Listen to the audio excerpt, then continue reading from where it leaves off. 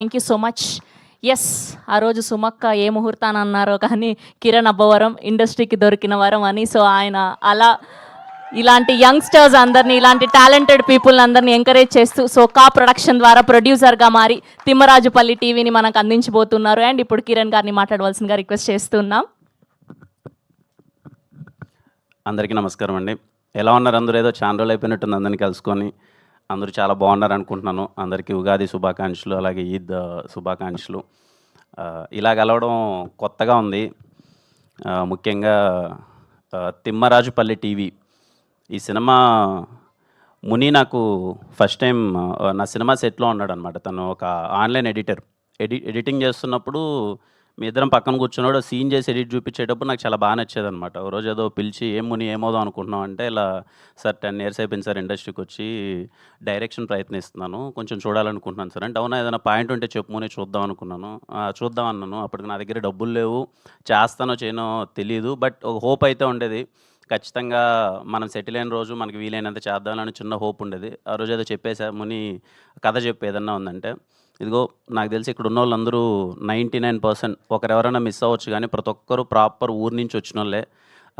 ముని నాకు first time కథ చెప్పగానే ఒక ఊరిలో, అంటే తిమ్మరాజుపల్లి టీవీ అంటే ఏం లేదండి, మీకు సింపుల్గా చెప్పాలి. నేను చిన్నప్పుడు మా ఊర్లో ఉన్నప్పుడు మా ఊర్లో ఒకే ఒక టీవీ ఉండేదన్నమాట. ఒకరింట్లోనే టీవీ ఉండేది.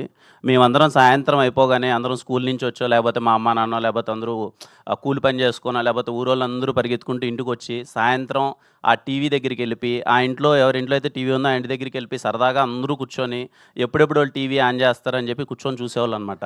అలా ఒక ఊరికి ఒకే టీవీ ఉంటే ఆ టీవీకి ఎంత ఇంపార్టెన్స్ ఉంటుందో అలాంటి ఒక సంఘటన ముని ఊర్లో జరిగింది. ఒక శివరాత్రి పండగకి టౌన్ నుంచి ఒక 3 రోజుల పాటు టీవీని రెంట్‌కి తెచ్చుకొని ఊర్లో పెట్టుకొని ఎలా సెలబ్రేట్ చేసుకునేవాళ్ళు. అంటే ఈ కథ మొత్తం 1990స్‌లో జరిగే కథ. 95 ఆ టైంలో. మనందరికీ తెలుసు ఇక్కడ చాలామందికి అప్పట్లో టీవీ అంటే ఎంత స్పెషల్ అని. ఇప్పుడంటే బెడ్‌రూమ్‌కో టీవీ వచ్చేసింది. ఎవరు రిమోట్ కూడా పట్టుకోవట్లేదు, అందరూ ఫోన్లలో ఉన్నారనుకోండి. అప్పుడు టీవీ అంటే చాలా స్పెషల్ కదా! అసలు నిజంగానే ఊరికి ఒక టీవీనే ఉండేది. ఆ కథ నాకు ముని చెప్పగానే చాలా హానెస్ట్‌గా అనిపించింది. చెప్పేటప్పుడే మనోడు నాకు చాలా క్లియర్‌గా చెప్పాడు. సార్ ఇది ఎంటర్‌టైన్‌మెంట్ సినిమా కాదు.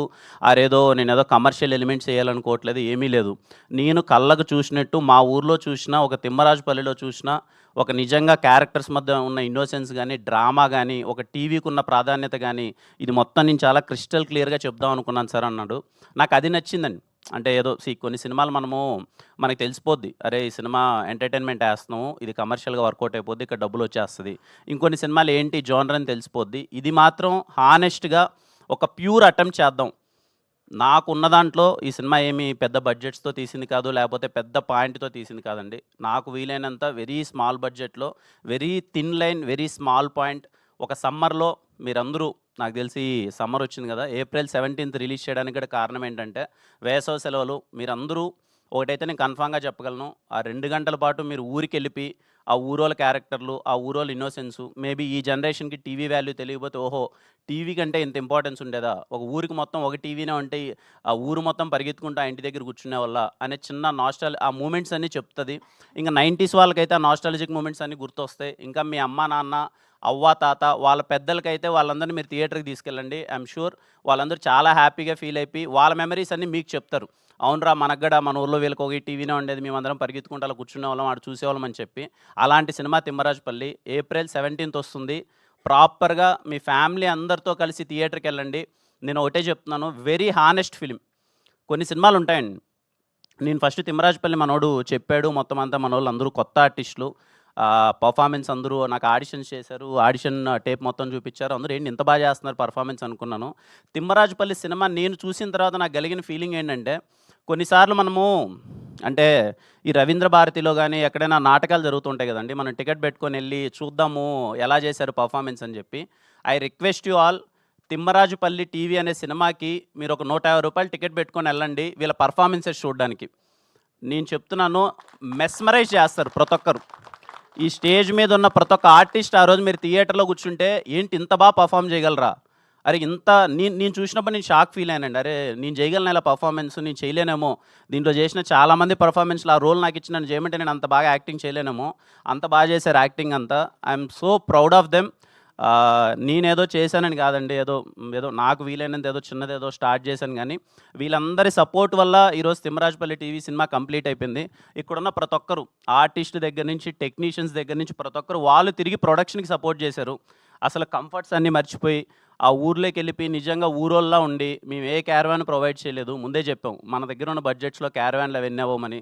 వాళ్ళు ఊర్లోనే ఉండి ఒక ఇల్లు తీసుకొని, అక్కడే మొత్తం పర్టిక్యులర్‌గా అమ్మాయిలందరికీ థ్యాంక్ యూ సో మచ్. మీరు మీ కంఫర్ట్స్ అన్నీ వదిలేసి అంత బాగా ఉన్నందుకు. అలాగే టెక్నీషియన్స్ ముందుగా వంశీ గురించి మాట్లాడాలి. ఎక్కడ తమ్ముడు వంశీ?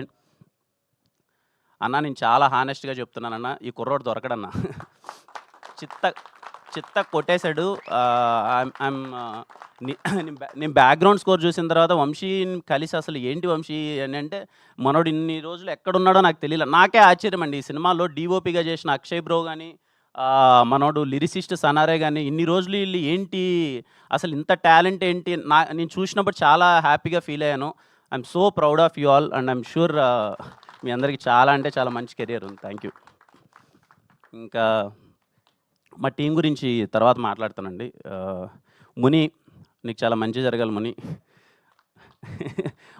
మనోడు అన్నట్టే చాలా నిజంగా పాపము ఎప్పుడు ఆఫీస్‌లోనే ఉంటాడు. ఏ పండగ జరిగినా ఇంటికెళ్ళడు. ఏముంది ముని ఎళ్ళేసిరా, లైఫ్‌లో సక్సెస్‌లు, ఫెయిల్యూర్‌లు వస్తాయి. సరే కొడతాంలే, నిదానంగా కొడతాంలే అని చెప్పి ఊరికెళ్ళవా, అమ్మని కలవవా అది ఇది అంటే, లేదు సార్ ఇంట్లో పరిస్థితి కాదు, నేను వెళ్ళనని చెప్పి సినిమా రిలీజ్ అయ్యేంత వరకు ఇంటికెళ్ళనని కూర్చున్నాడు. అది నాకు పెద్ద ప్రెషర్ అయిపోయింది ఎప్పుడు రిలీజ్ చేయాలి ఈ సినిమానని. ఖచ్చితంగా సినిమా రిలీజ్ అయ్యి నీకు మంచి పేరు రావాలి, ఫ్యామిలీ బాగుండాలి హ్యాపీగా.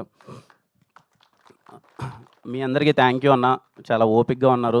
సారీ మీ టైం ఏదన్నా చిన్న కిల్ అయింటే, ఎందుకంటే కొత్త వాళ్ళందరూ వాళ్ళేదో మాట్లాడాలని ఉంటుంది కదా, తలా 1 మినిట్ టైం తీసుకున్నారు. థ్యాంక్ యూ సో మచ్ ఇంత పేషెంట్గా ఉన్నందుకు.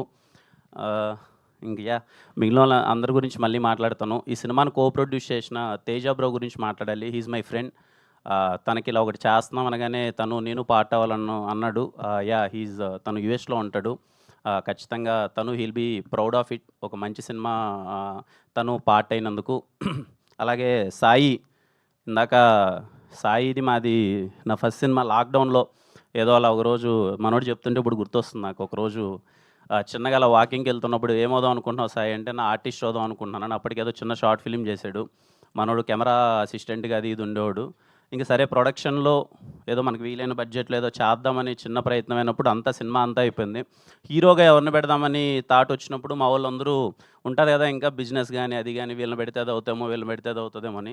నేను ఫస్ట్ ఒకటే అనుకున్నాను, నాకు తెలుసు ఆ ప్రెజర్, అంటే ఫస్ట్ సినిమా ఆపర్చునిటీ ప్రెజర్ నాకు తెలుసు. అందుకే వీలైనంత వరకు నా సినిమాలు ఎక్కడే కానీ కమర్షియల్ ఆస్పెక్ట్కి వెళ్ళకుండా ఇన్ని రోజుల నుంచి, అంటే ఒక అబ్బాయి ఒక కెమెరా అసిస్టెంట్గా ఎంత తపన పడుతున్నాడు, తనకి యాక్టింగ్ ఇంట్రెస్ట్ కానీ ఫినాన్షియల్ ప్రెషర్ వల్ల రోల్ చేసుకుంటున్నాడు అని చెప్పి ఎవరో ఎందుకు మన సాయినే హీరోగా పెట్టి చేద్దామని సాయినే హీరోగా పెట్టాను తిమ్మరాజుపల్లి టీవీలో.